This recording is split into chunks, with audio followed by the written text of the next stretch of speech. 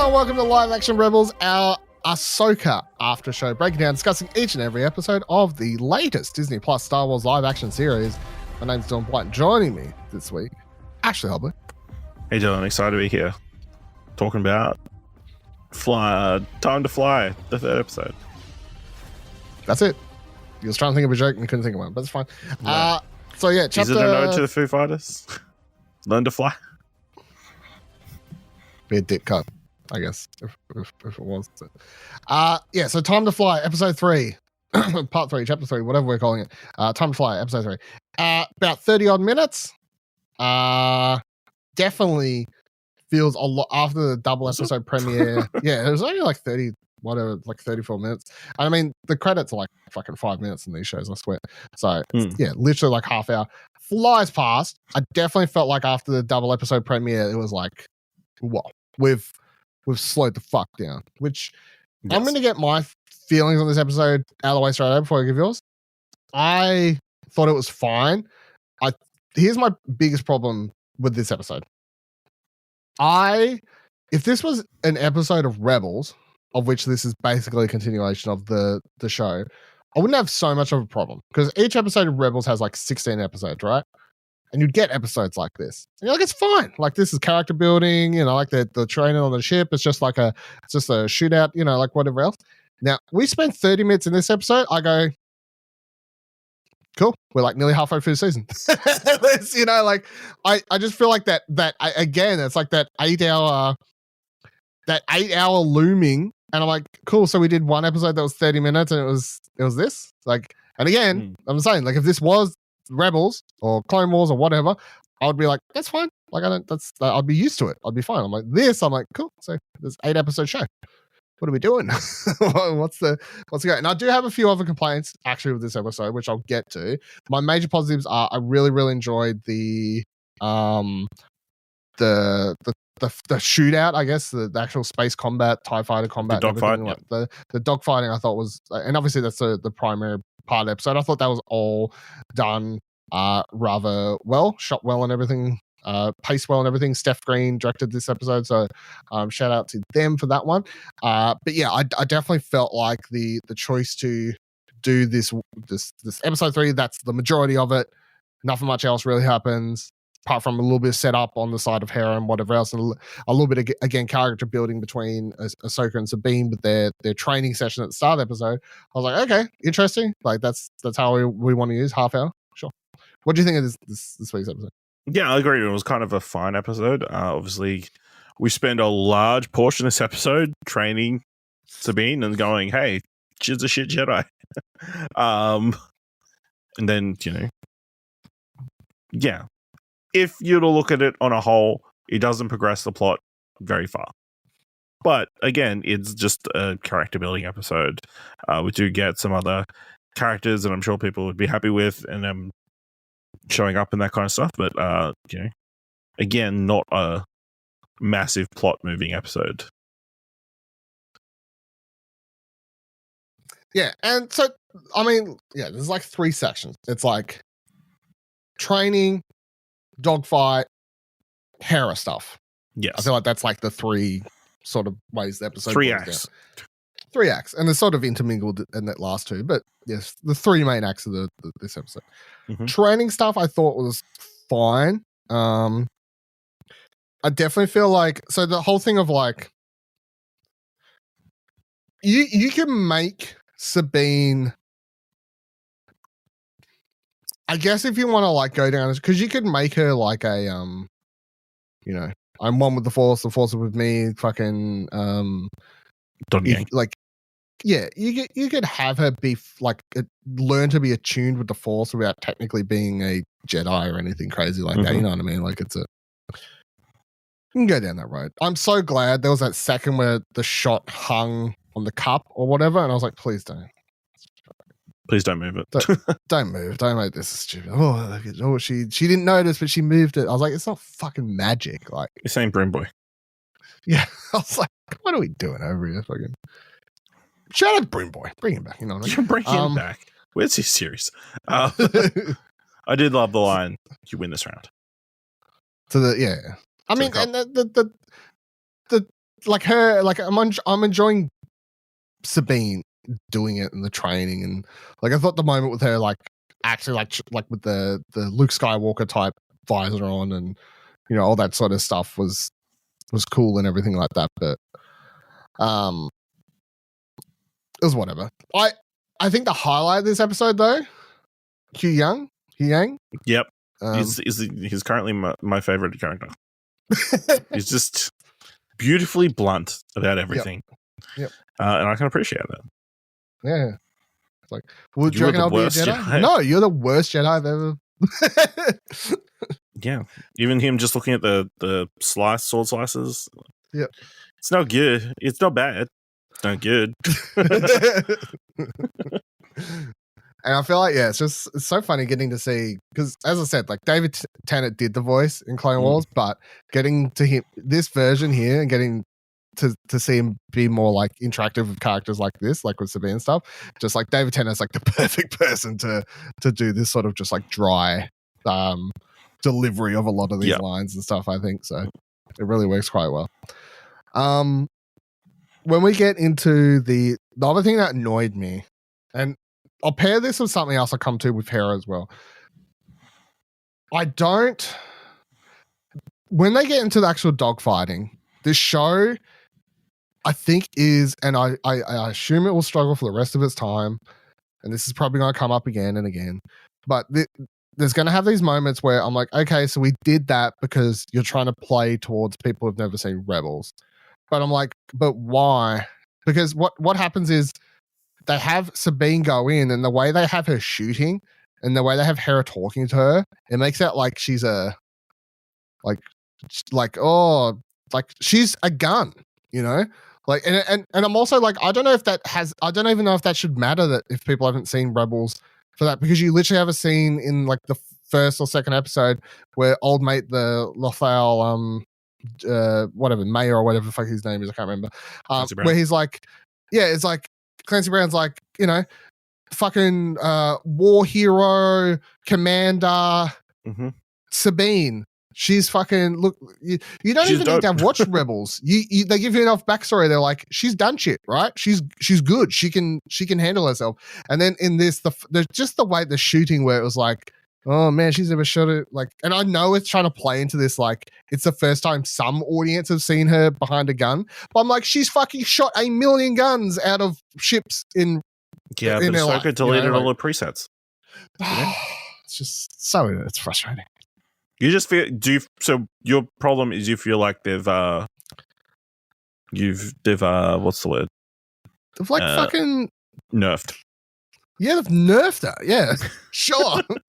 They've nerfed her for the. I think they've over nerfed her. I feel like they're nerfing her here to try and allow for new audiences. But I'm like, I don't feel like you needed to, because you already done your legwork of setting up in a prior episode and explaining that she was a war hero. So I'm like, should you not just trust the audience to understand that she was a war hero? And when she kicks ass, it's not because she's a fucking Mary Sue. It's because she's a fucking war hero. Like. You know what I'm saying? Like, that's not how female characters doing stuff works. I know. Yeah, I know. It's the same as the other part that frustrated me. In similar vein, skipping over to the Hera stuff, she has and again, I understand that a lot of this is just me as a Rebels fan, but it is also me. I'm trying to view these as, okay, I'm frustrated. I'm not getting what I need as a long-term fan of these characters at these points, but I also feel like because you're trying to placate to two different audience types, that you're sort of not doing a good job at either, is my problem. Because I feel like that's what they've done with this shooting scene here. I'm like, I don't feel like that was good for her character at all. And you've done it for Sabine to try and nerf her for the new audience. And then when it goes to Hera, and this moment where she's talking about, like, oh, I lost so many people in the war, friends and family. I'm like, Kanan?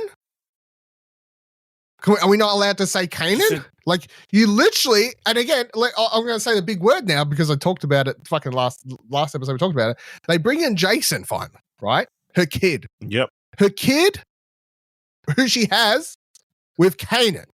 Now, her kid says, oh man, I would love to be a Jedi one day. Like Kanan? Your dad? Kanan? You want to be like your dad? Subtlety, Dylan. Subtlety. God. No, and then Hera's like, yeah, I lost people in the war too, friends and family. I'm like, yeah, family. Like the father of your child? Subtlety. I just feel like, again, I feel like this is a writing thing. And you know how we talked about with Andor, how much faith it sort of put in its audience sometimes? And for so much, like, well done. This show's never going to be anywhere near as good as Andor. And I know that, and I accepted that coming into it. Like, I never expected Ahsoka to be anywhere on the level of Andor. I just feel like, I'm like, from a character perspective, if you're like, and I feel like the amount of times I listen to like really good writers, I think one of my favorite things I ever heard Vince Gilligan say on one of his podcasts, either for Breaking Bad or Better Call Saul or something, was like the amount of times like you'd step back and you'd be writing dialogue and be like, well, they wouldn't actually say that. That's just me, like needing to say something. Yeah, and then like having to like step back and just actually think, what would the character actually say, even if it's like means I have to completely change the way I write this scene or something. Yeah. What would the character actually say? Like in a, like real like, and I feel like it's that thing of like, if Ahsoka was if Hera was speaking about people she misses from the war, I know that she could be like, yeah, I miss lots of people, and not a day goes past where I don't miss Kanan. Like she would say that. She would say that in a meeting with a bunch of senators, an official meeting. With Mon Mothma, she would. Yeah, privately. I mean, they were talking at the start. I don't know if they were, like, but like, you know, those senators butted in. I thought this was a great scene. When a child goes, I can't wait to be I would love to be a Jedi. Not just go, oh, wouldn't you little fucker? Wouldn't you little fucking Jason? Wouldn't you? You don't think that hit her in the heart? Like, you know, she wants to be, you know, got her a little bit emotional, you know?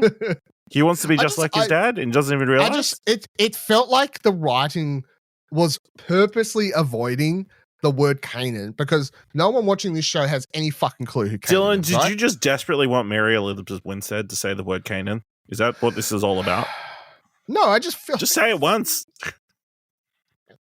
I just feel like when do you think when's she going to say Kanan in this show? I don't know. When he is, I mean, nobody said his name, right? A stupid fucking flashback and Freddie Prinze Jr. turns up or something. I don't know.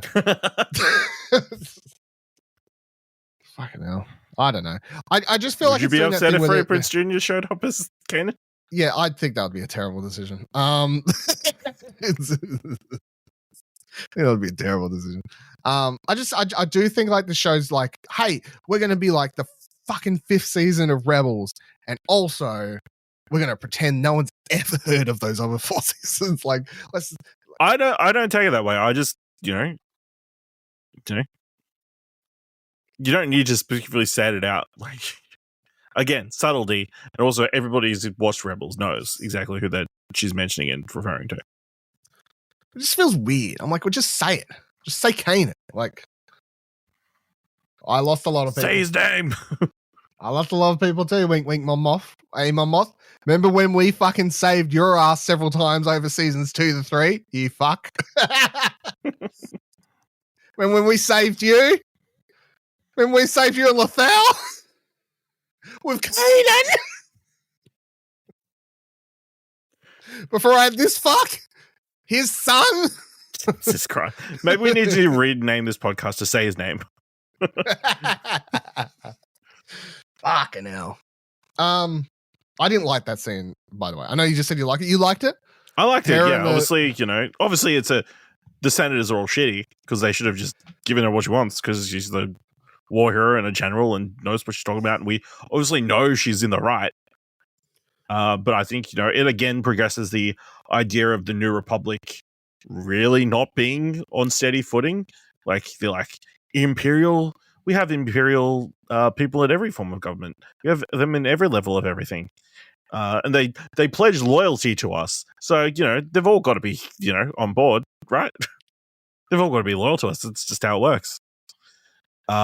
Just the naivety being shown by a lot of people, or like the manipulation that is possibly done by some of these people, is like obviously what leads to the First Order eventually coming back. So, while it's for our heroes, it's not a good scene. I thought like progressing this era of Star Wars, I thought it was an interesting scene.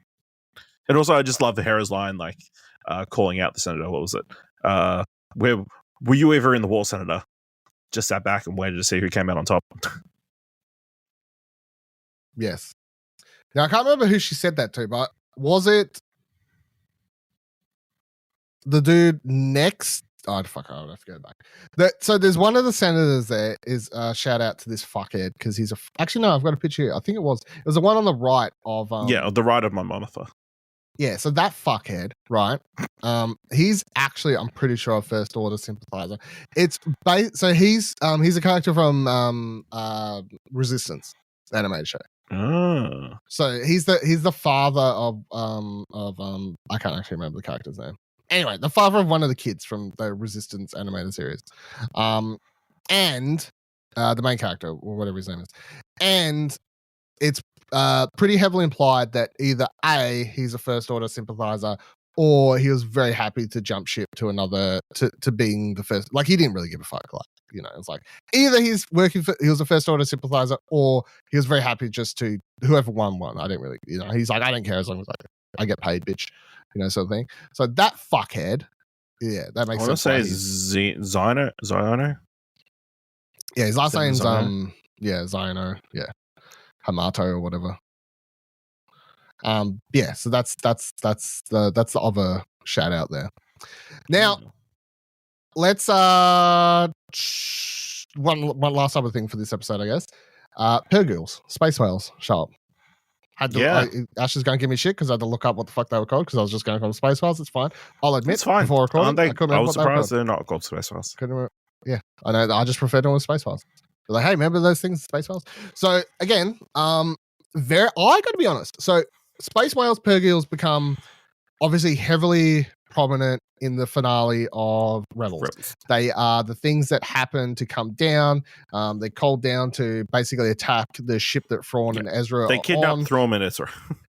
Pretty much. Like, so space whales can jump in hyperspace. They can hyperspace travel, but they can also hyperspace travel in a way that the technology that people use to hyperspace cannot, which means that the hyperspace wherever they were taken could have been outside the charted regions of space is basically how it works. And that's the problem. It's like Ezra and Thrawn weren't ever technically killed. They were just taken to uncharted space. Somewhere when we don't know.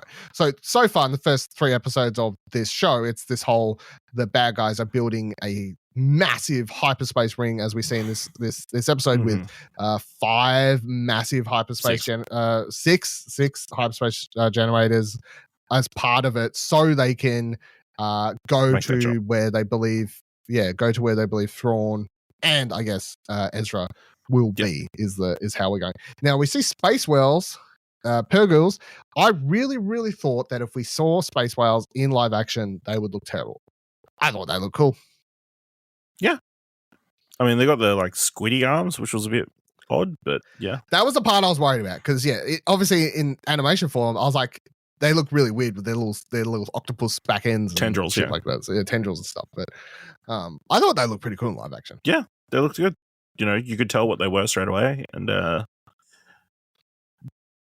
didn't do much other than float around, but got the impact and their importance at this location. I feel like is because I've seen people theorizing like they've got some sort of like migration path, and clearly wherever they're going to jump to next is where Thrawn and Ezra are. So that's why they're setting up here.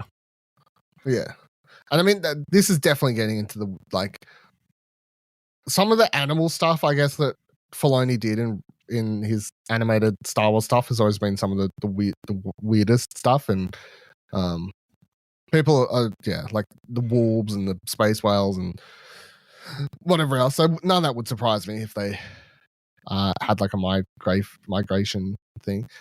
They are like they're smart. They're not like dumb beasts just traveling around doing nothing. You know what I mean? So, I mean, we did see. I think we saw them. I can't remember if it was Book of Boba Fett or Mandalorian. There was like one episode where they were seen. I can't remember. Do you remember this? I think I mentioned it briefly. There was one episode where they did like a hyperspace, like they were in hyperspace, and Grogu was like, yes, I want to say, I don't know if it was Book of Boba Fett. Was it Mandalorian? Yeah, it was definitely the Mandalorian. Yeah. I think it was this season that just happened. Yeah, that would make sense, I guess. But we didn't actually see them. They were just like shadows outside of like in the hyperspace tunnel or whatever. So yeah. Yeah, no, really cool. I enjoyed seeing them. I really thought that space whales in real life would look really fucking weird and not work, but they somehow work. I'll take it. It worked for me. So they crash land. Well, they don't crash land. They're Ahsoka and Sabine in the episode. They're hiding out on the planet, and you've got old mate sending his people to find them.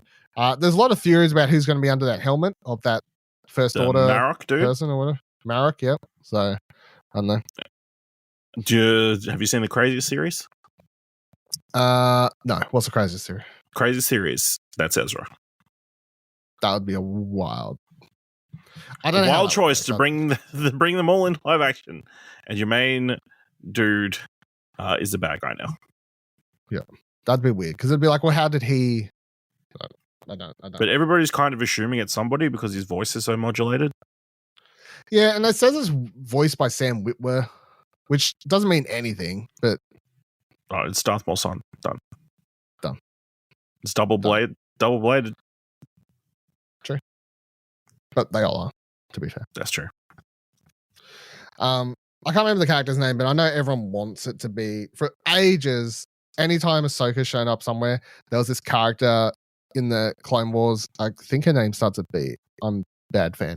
But she had like a falling out with her, and she like turned to the dark side, but they never explained what happened to that character after the like Clone Wars and stuff like that. So people always, anytime a random character is shown back up in Rebels or anything else like past Clone Wars, have always been like, that'll be her. That'll be her. But she'll never show back up. So maybe her. I don't know. But that would be a deep pull for like Clone Wars fans. So I don't know. Yeah, but I'm hoping I'm for a little bit more meat on the bone next week, is all I'm gonna say. Again. I'm like 8 episodes. Just we're fucking. I don't have time for these. This like yeah. I don't know. Yeah. They're going to that forest, and we saw that forest in that trailer. So they're definitely going to find that forest, and then we assume they're going to make the jump. I think they make the jump next episode. Yeah. Fucking like yeah. We gotta make the jump shortly. Yep. Where to get going? We know Thrawn's in the show. It's not a secret. Yeah. Like, let's get going, people. We know you're making a movie called Heir to the Empire. Yeah. Let's fucking. What are we doing here? Fucking spend all season trying to build up to this. What are we doing? All right. That'll do it for this week's episode of fucking what do we call it again? Say his name. No, it's live action Rebels. Live action Rebels. But we should have called it Say His Name. Hey. Why don't we call it Say His Name? Oh, that's right, because we only thought that this week. That can be the outro now. Until next week. Say his name. Oh, I'll make it the outro now. It's fine. We'll cut all this out. Actually, why not? I can't be bothered. Thank you for joining this week on another episode of Live Action Rebels. Of course, our Ahsoka after show breakdown discussion here on the Holocron Entries podcast feed. We'll be here again next week talking about the episode, hopefully on time. It wasn't up this week on time because I was sick. That's why the cookie crumbles, unfortunately. But hopefully up a little bit earlier for this coming week's episode, which I'm hoping will be a little bit longer, a little bit more meat on the bone, as I said. And until next week, say his name.